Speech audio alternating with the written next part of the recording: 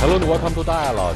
I'm Yang Rui in Beijing. The foreign ministers of the member states and observer countries have gathered in Beijing for their fifth meeting of the Conference on Interaction and Confidence-Building Measures in Asia.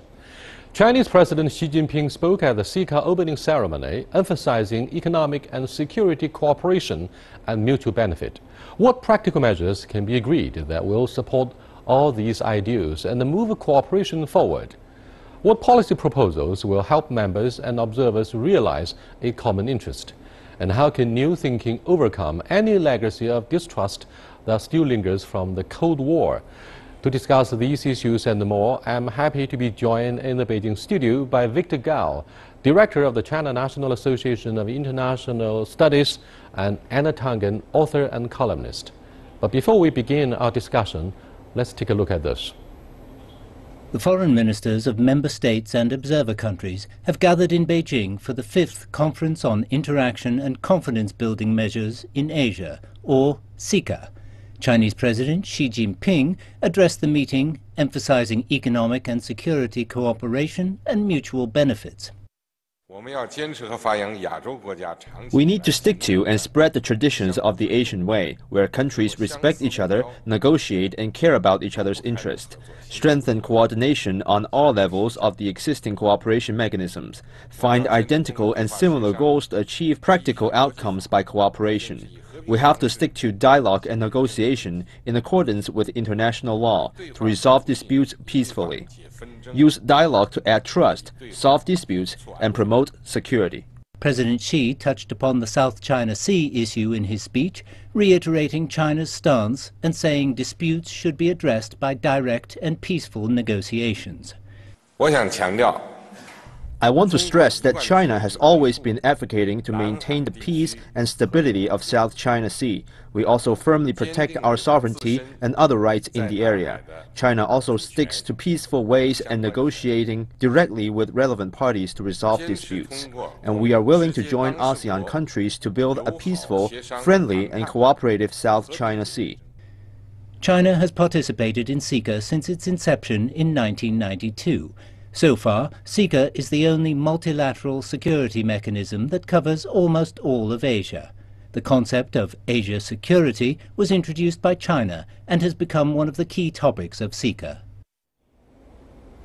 Now, gentlemen, what do you think of the four proposals that President Xi Jinping came up with in outlining what he calls the Asia security outlook? I think this is very important, especially when Asia, in several parts of Asia, tensions are actually rising, and there seems to be attempts by forces outside of Asia which do not care that much about disrupting peace and stability in this part of the world. So I would say that CICA framework, as well as what President Xi Jinping raised as new proposals at the CICA conference, are becoming increasingly more relevant and more important. We need to keep peace and stability in Asia, and we cannot afford to lose peace and stability, especially when instigated by forces outside of Asia. He didn't mention specifically the U.S. who is the overseas force. It's the United States. Do you think the presence of the United States military here serves to disrupt the peace here? Well, you have two sides going. This is the classic things of a rising power and an established power. Mm-hmm. The U.S. has been a Pacific power for quite some time, and it's adjusting to the realities of a much larger and expanding China. China is trying to assert its territorial claims at the same time that there are other claimants that are vying for this, but it's not productive. This idea of putting more ships, more missiles, and these types of things is not going to solve the situation. It can only be solved through diplomatic means. This is not about warfare, and rattling sabers is not going to achieve anything. President Xi Jinping came up with many messages in his policy speech at the opening ceremony of CICA. One of them, I'm afraid, is how to step up confidence, because the bulk of this conference is about the confidence building. So we got to figure out what is a typical of, or what can look after the level of comfort shared by all the members in Asia, because the CICA is the only regional organization that can cover all of Asia in terms of generating or addressing the security concerns here. Definitely, I would say, the importance of interaction as well as confidence and mutual trust building measures are increasingly important, mainly because when you have, territorial dispute, for example, involving some parts of the South China Sea, when you have the North Korea versus South Korea tensions, when you have the conflict in Syria, or when you have Palestinian-Israeli conflict, or the refugee problems, or the nuclear problem originally existing and involving Iran, for example, the only way which can solve all these problems in the right way is through interaction and dialogue and confidence building, rather than resorting to arms or instigating a war, for example. Therefore, I think CICA plays a very important role in this respect. Whenever we have problems, even when we have conflicts or frictions, we need to advocate dialogue and confidence building.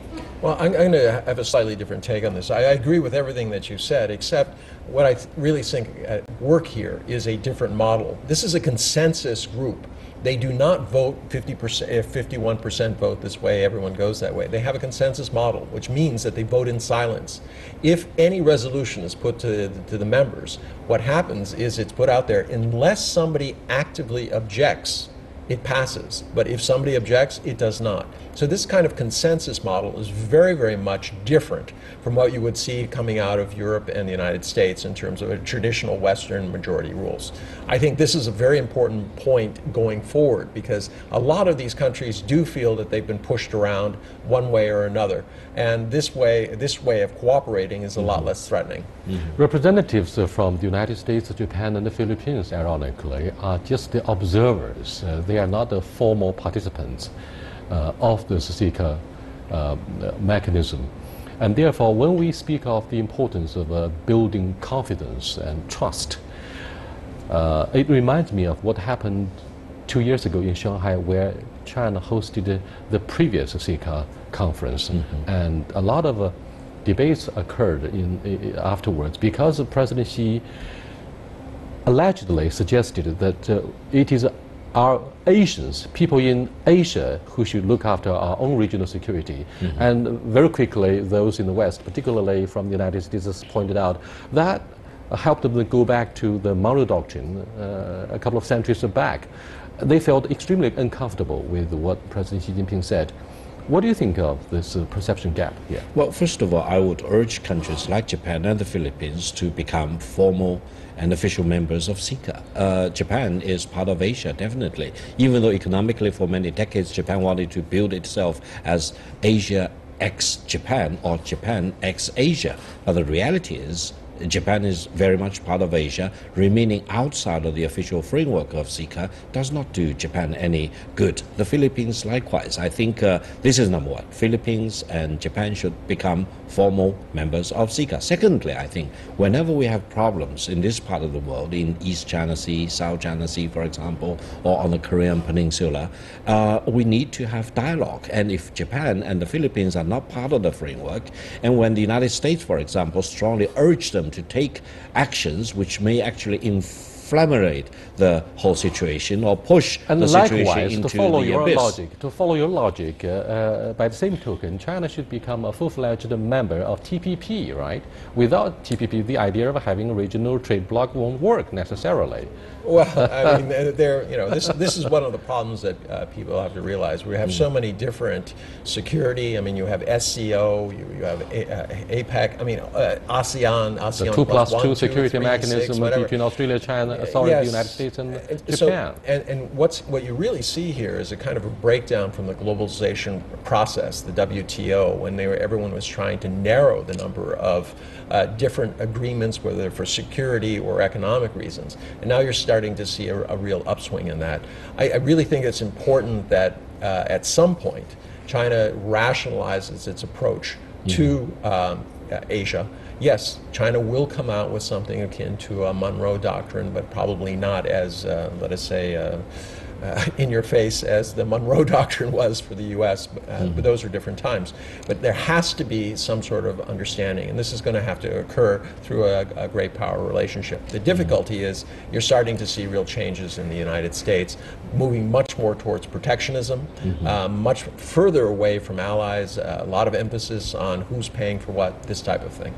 But we see growing signs of militarization in this region. If you look at the opening up of 5 military bases to the United States from the Philippines, if you look at the joint maneuvers under the nose of the DPRK right after the 4th nuclear test there, and to say nothing of the 5 military alliance treaties between the United States and other countries in our neighborhood. So don't you think China has legitimate reasons to feel worried about our own security? Indeed, China is trying to transform itself from a land power into a maritime power by the maritime claims which compete with the similar ones from other countries in this, on the paraphrase. This is not that simple. I mean, what it happens is there's an escalation on both sides, or perceived escalation on both sides, and it's kind of like you do something, I do something, a game of go. And this you have to get out of this cycle. The fact is that this particular group is much more land-based than sea-based, and is very, very important to the Belt and Road Initiative that China is pursuing. It's much more about terrorism as a threat, also nuclear weapons in North Korea. So I think the emphasis on the South China Sea is more akin to something that's going to be more regional, and as I said, China is accused of using force to redraw borders. I mean, this is a very serious accusation, isn't it? Yeah, I don't think the accusation would stand. First of all, I think it's very, very dangerous, and is becoming increasingly so, that tensions are rising in some parts of the world we live in today, especially in the South China Sea and, to a lesser extent, East China Sea. And I think the fact that the United States is deploying not only, simple ships, but aircraft carrier groups and B-52 bombers, for example, to this part of the world, which definitely will be perceived by China as a major threat, a major escalation, and China needs to take measures to counterweight whatever the military new employments the United States is doing in this part of the world. And this raises the stakes. That's an endless cycle. That's an endless cycle. Yeah, if China takes countermeasures, the U.S. will take more countermeasures. Sure. You just end up spending more money on military. Gentlemen, let me call your attention to two important diplomatic maneuvers that China undertook ahead of the opening of CICA in Beijing, the fifth of its kind since its opening and establishment in 1992 by President Nazarbayev of Kazakhstan. One is a joint declaration was issued by India, Russia, and China. The three foreign ministers met and declared jointly that they support China's principle of respecting international law and seeking diplomatic solution to the maritime disputes in the South China Sea. The other landmark event that took place ahead of the CICA conference was Foreign Minister Wang Yi's sweeping tour of 3 countries at least, and he won support from Brunei, Cambodia, and Laos for supporting our position on the South China Sea. Yeah. Obviously, China tries very hard to create an atmosphere and lay groundwork for constructive dialogue and confidence building. Right.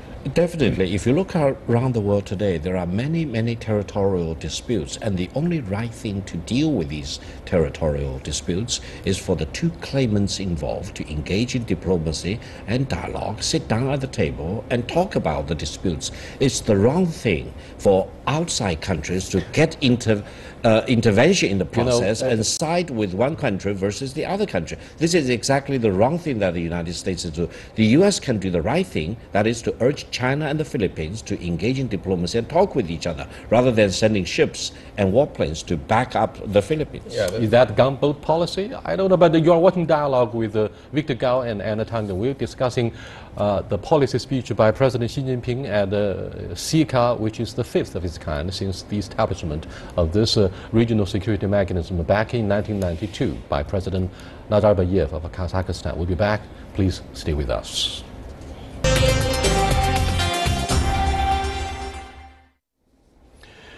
Welcome back. President Obama delivered a speech in Hanover, a city in Germany, about having a strong and united Europe. But more and more Europeans seem to be worried about the current shift of wealth and influence from Europe to Asia, which is rising so fast economically and geopolitically. However, Asia is characterized with the following hallmarks. cultural diversity, religious diversity, different levels of economic development. And earlier in the first part of our program, Anna put his finger on, the overlapping security mechanisms. There are a number of them. President Xi Jinping did mention the importance of how to coordinate different security mechanisms in the region of Asia. What do you think of, say, the adversity of the challenges lying ahead before we are able to seek a solution to confidence building or whatever consensus? Yeah, on the positive side, we can say Asia as a continent does have a lot of diversity, as you mentioned, in terms of religion, culture, cultural heritage, at different levels of development, etc. But on the more negative side, we will say the complexities, geopolitically speaking, for example, or otherwise, are very, very complicated in Asia compared with many other Therefore, major is it continents. a mission impossible to build confidence? No, I don't build think trust? so. I think we need to have the trust for the future. Anna, we need to do your the best. perspective. Yeah. No, I think the main point here, and I keep harping on this, is how you're going about it. This consensus model that China has been pushing, not only in this area, but in AIIB and a lot of the other areas where it's trying to make a difference, is very, very different from the corporate model. It's not a 51% vote. It's not like the UN where everyone can vote one way, but one person on the Security Council can veto it. This is truly something where it's very, very inclusive. If there is going to be a solution, I think this has more hope of creating it than the opposite. Well, Asia covers not only South China Sea and East China Sea, it's also West Asia and South Asia. And therefore, Israel is one former member of CICA. Don't forget, despite all our notes of pessimism about the territorial disputes in East Asia, the 6+1 security dialogue has helped lift economic sanctions against Iran, which is playing a more proactive role in bringing about stability. But ironically, Saudi Arabia feels extremely unhappy. Therefore, the arrival of President Obama in Riyadh was not covered by the local media.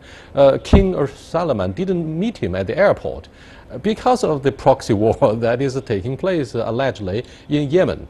So look at the complexity of regional security about this aspect. So how difficult is it for China to join hand with the United States in seeking confidence and consensus? Well, I don't know. First off, the U.S. is not eligible because it's not an Asia-based power, and that's in the founding documents of the organization. Second of all, it's really about agreeing what you can agree about, not necessarily trying to force somebody to agree things that they feel that they won't.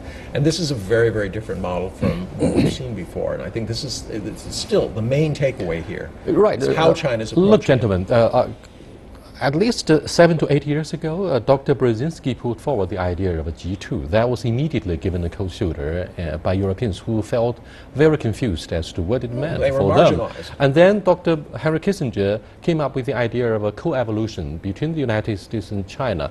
Xi Jinping, our president, put forward the idea of a new type of major power relationship, which means, by essence, seeking no conflict, no confrontation, but we pursue instead co-prosperity and mutual respect. So what do you think of, this sort of stuff here? Well, I would say on the one hand, it depends on how you would like to characterize the future prospect of China-US relations in a positive way, whether you call it G2 or otherwise.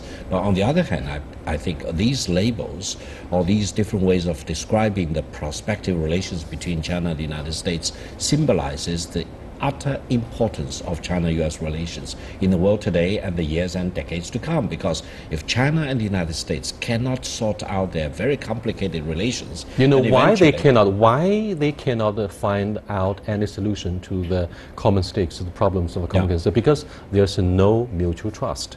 In fact, Professor Wang Jisi from Beijing University and Mr. Kenneth Lieberthal jointly wrote a book about the lack of trust between the two major powers. So why don't we have the trust that is badly needed for laying the groundwork? It's very simple. You can look at the American presidential race. Right now, China is constantly used by all candidates as an example of what is wrong with the world, as something, a negative influence, as something that's taking away from the U.S., whether it's jobs or political atmosphere.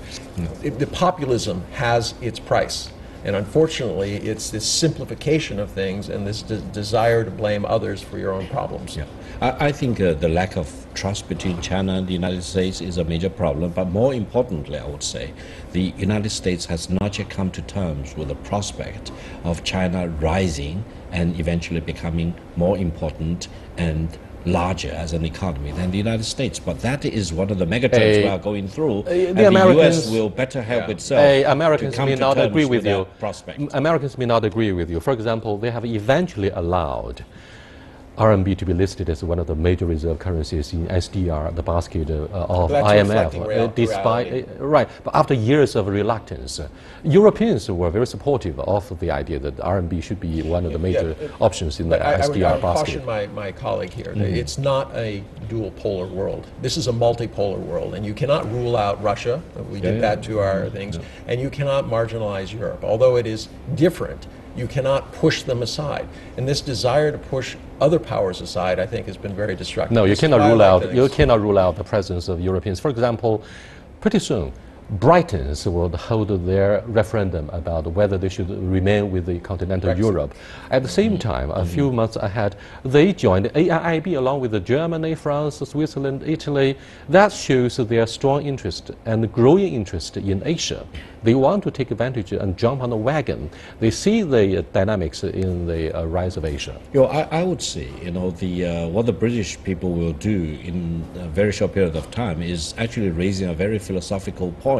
That is, the world today we are living through is not carved in stone. It's a very fluid world. It's a very dynamic world. No country in the world should say, I should remain number one forever, and no other country should be larger than I am, because that means you want to carve something in stone, and the realities on the ground in the world today do not allow you. It does not give you that luxury. Bear out. No nation has remained on top forever, and it's not possible. Gentlemen, let me call your attention to yet another regional issue, the reconstruction of Afghanistan, the war-torn, landlocked country where the United States defeated the Taliban and, of course, Al-Qaeda.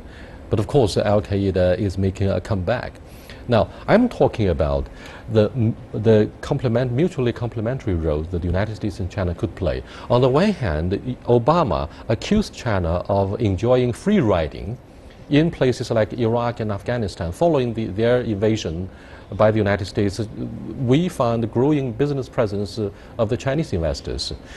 I argued with some policymakers from Europe, Scandinavian countries, at the previous Shangri-La Security Dialogue in Singapore, that instead of taking advantage of or free riding, whatever the name, China helped the United States in finding out an exit strategy. Okay, you cannot just defeat Al-Qaeda or Taliban and leave the chaos behind. China reached out to help the local poor people through investment and creation of jobs. Don't you think this is an important part of the exit strategy? Instead of labeling China as enjoying free riding. What does that mean, free riding? We are there to help create jobs. No, I mean, quite frankly, I mean, there's this desire on one hand in the U.S. to be the policeman of the world and do everything, but then there's this countervailing desire that we seem to be paying for all of this stuff and doing it. And you see this in a lot of the rhetoric that's being both from Bernie Sanders and from Donald Trump. And I think that will continue to be a facet of it. But in terms of how they should go about that, yes, I agree there should be a dual approach to this that is complementary as opposed to it. The question is, and the things is, what is the role of the Taliban, the moderate Taliban? Are they going to be dealt with? How will they be dealt with? Are they going to be invited?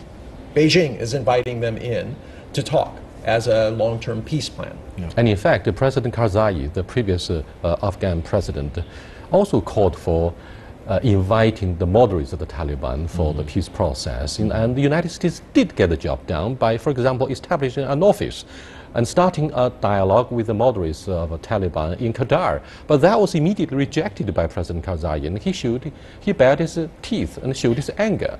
Yeah, you mentioned the United States defeating Taliban in Afghanistan. I don't think the Americans have completely defeated the Taliban. The Taliban is still kicking and still very much alive. No, the United States has defeated the Taliban but failed to root out the reliance by locals on opium and drug production, drug trafficking. I think Taliban Taliban still remains very active in Afghanistan, and this is one of the reasons why the Americans still keep up to about 9,000 soldiers in Afghanistan. If the Americans really pull out all the troops from Afghanistan, there is still the prospect that Taliban will swing back and take over the country. So this is a very important reality that we need to deal with in Afghanistan. And we have 4 more minutes to go before we bring this discussion to an end.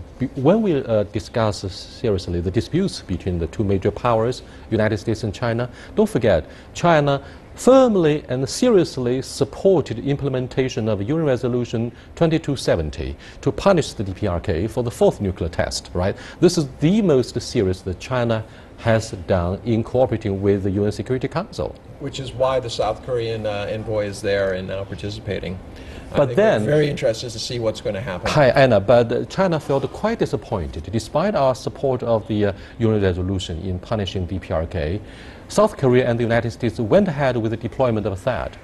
And China protested seriously. It's no good. It won't serve the fundamental national interests of South Korea. But South Korea went ahead with the deployment. So what do you think of the Chinese repercussions? I personally do not see the arrangement involving the resolution of the nuclear arms problem of DPRK is working.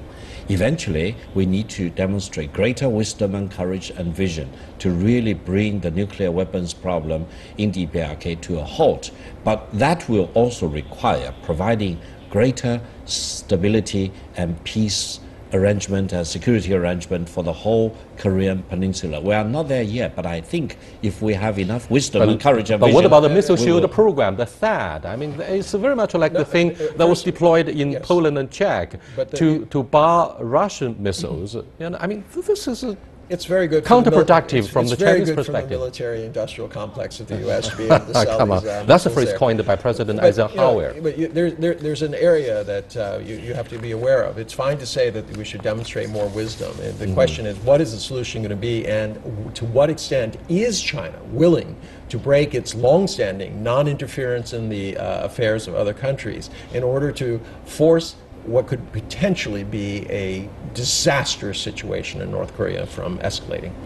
China says, we would not do anything to jeopardize the freedom of navigation and overflight. And yet, one after another, American military vessels were sent there to patrol the waters. So, what do you think this effort to test China's patience? And I think eventually patience will be lost, and the stability over there may become more and more fragile. But then, you know, China may eventually have no other choice but there is send its own ships to the shore of the United States as a counterweight for whatever US is doing in South China Sea. Anna, 2016 is also the election year for the Philippines. What do you think of the sloganeering by different candidates in Manila? Well, I think the guy who's going to win has promised to get on a jet ski and plant a Philippine flag on this. That'll be a third world war. Well, I don't think so. But it seems that democracy around the world is promising a lot of things that it can't deliver. Thank you very much, gentlemen. With that, we come to the end of this very dynamic discussion about the CICA, a regional security mechanism. I'll see you next time. Goodbye.